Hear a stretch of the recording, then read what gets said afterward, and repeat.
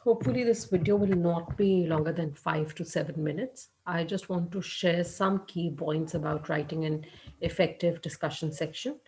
And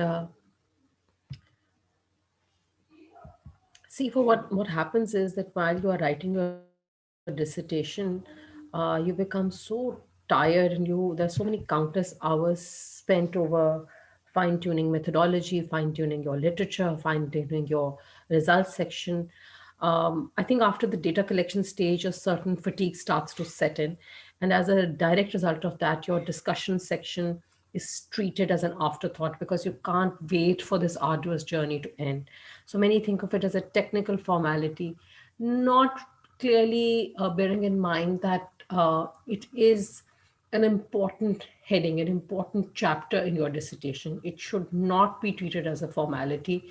It deserves to be treated with respect, because really the two sections which a reader will first look at perhaps are the introduction, and then skim away, then just skip through the entire article and then just look at the discussion to get a feel of the article. Most readers will read your introduction and discussion and decide whether they want to dedicate their time to reading the entire article. So please do not treat it as an afterthought.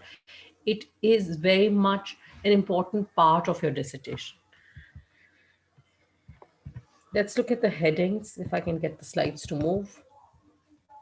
So, as a result of this hurry to get over with the discussion section, you lose some opportunities. One key opportunity is to strengthen the study's message. What is the key message that the study was trying to drive home? What is that you set to discover? Convince the reader of the study's value. That again is very important, because the readers have to be convinced that this study has something important to say. Like I said, discussion section can add a great deal of value here. You also have to embed the study in existing literature. If you are uh, talking to a knowledgeable audience, and this is especially important, the last point is especially important if you're addressing a knowledgeable audience. The knowledgeable audience knows that you haven't just cooked up your results. And I'm not talking about the reliability or validity of results. Most of the time when we pick a research question, the whole idea of scientific research is that we stand on the shoulders of the giants that have done much research before us. So we're not reinventing the wheel. Whatever it is that we are saying, it is a part of a larger puzzle. What has been done before, and what we have done, how is that going to contribute to future research? So those are some important questions. If we don't take care to write our discussion section carefully, we sometimes miss these opportunities. So these are the subsections of the discussion: introduction, key findings, theoretical implications, practical implications for business managers, research limitations and future research directions, and then last, conclusion. Introduction you can skip, but generally speaking, when our bachelor students and even our graduate students are writing their discussion section, we encourage them to write at least a paragraph or so to say what are going to be. This is not an introduction to the entire dissertation. This is just an introduction to this section, which is the discussion section. And you just have to give a layout of what is to follow. You have to tell your readers that there are going to be key findings, that there are going to be theoretical implications, practical implications, research limitations, and conclusions that you're going to be discussing in your discussion session. Key findings. You are going to restate the objective of the study. What is it that you set out to study? In the results section, you might say your objection to restating the results might be that we have already discussed each hypothesis individually. But in key findings, you discuss the framework overall, and you discuss your collective findings. So you sort of integrate and knit together the entire framework and then present your key findings. In this section, you're primarily answering the question, what is the relationship between endogenous and exogenous variables? So whatever variables you were testing, you are basically saying, okay, the relationship was significant, it was not significant, it was positive, it was not positive. An example of an opening statement for key findings could be the objective of this empirical study was to generate empirical findings, so on and so forth. Uh, Let me give you a more detailed example. This begins with although extent. So this is interesting. Let me read this out to you. Although extent work has indicated that spinouts may be triggered by organizational crisis, change in leadership, or lack of upward mobility for employees, fundamentally researchers know little about why some incumbents tend to become entrepreneurial hotbeds. By providing evidence of the systematic links between human capital, knowledge based capabilities, and spin out formation. Our research redirects attention to the knowledge based view of the firm as a potentially fruitful theoretical lens through which to study this very important phenomena. So, important, quite important. Uh, why? So, there are a few typing errors over here. This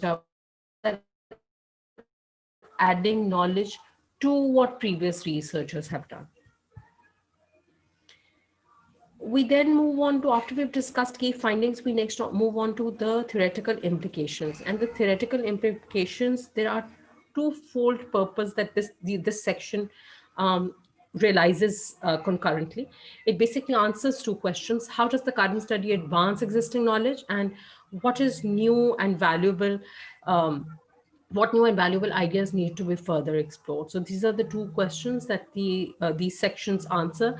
I have written them under the heading of theoretical implications, but even when we are writing practical implications for managers, these two questions guide us. Over here, you're not answering the question, what is the relationship between endogenous variable and exogenous variable? You're essentially answering the question, why over here represents the reader. So why should the reader care? So you go back, this is an opportunity for you to go back to whatever was the motivation for the research in the first place. The hook that caught your interest might also catch the reader's interest. And were there some unexpected results? They make for interesting debate. A lot of times people say they're very upset because the hypothesis was not accepted, or they may be very upset because it means that their study was not correctly designed, or how am I going to explain this? Yes, you do have to come up with a plausible explanation for why your hypothesis was not accepted, but that does not mean that there is not something interesting going on over here. Interesting is the keyword. If you can come up with some um, if you have come up with some counterintuitive results, and you can come up with a plausible explanation, uh, that's a big win. So the primary question that you're answering over here is, so what? Who cares? Why should they care? Another way to look at the same question is, does the study, now I'm phrasing this more academically, does the study change, challenge, or refine the understanding of the extent theory?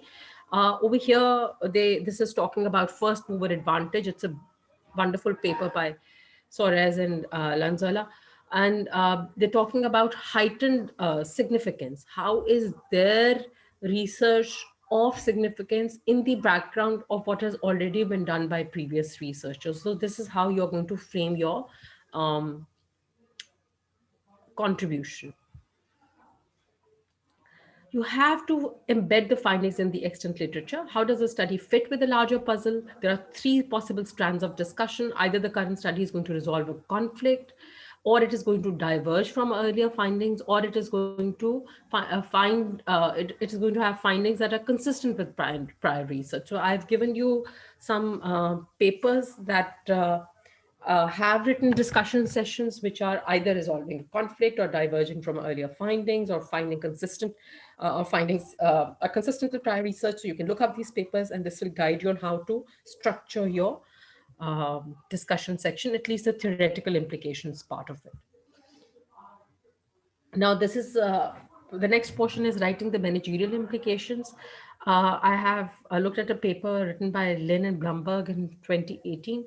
It's a wonderful paper because it gives some very straightforward implications. In first case, it talks about how the research supports the results that have been achieved in other countries. And then it says that it goes to show that CSR is a viable market segment in China too, because China is CSR is relatively new to China. So they make a very useful comment that managers have opportunity to please these consumers while simultaneously achieving the strategic objectives.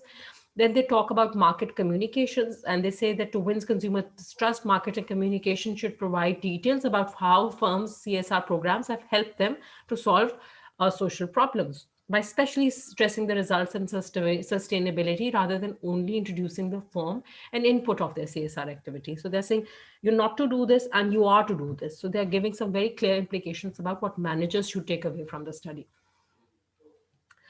Thirdly, they are saying not all industries will be equally successful in pleasing consumers by engaging in CSR. There are some industries in which it will be valued. There are others for which CSR activities would not really hold great value. So those selling expensive products, these are going to rely on CSR. Uh, no, those selling expensive products versus search and credence products are more likely to please consumers and make profits through CSR. So, selling expensive products do care. People buying expensive products do care for CSR, while those buying search and credence products do not really value CSR much. When you go to write the future research directions, a good opening sentence might be our study's limitations also provide exciting areas for future research, because really whatever limitation you have in this study, that is what studies do. So the new study will begin where the old study is ending.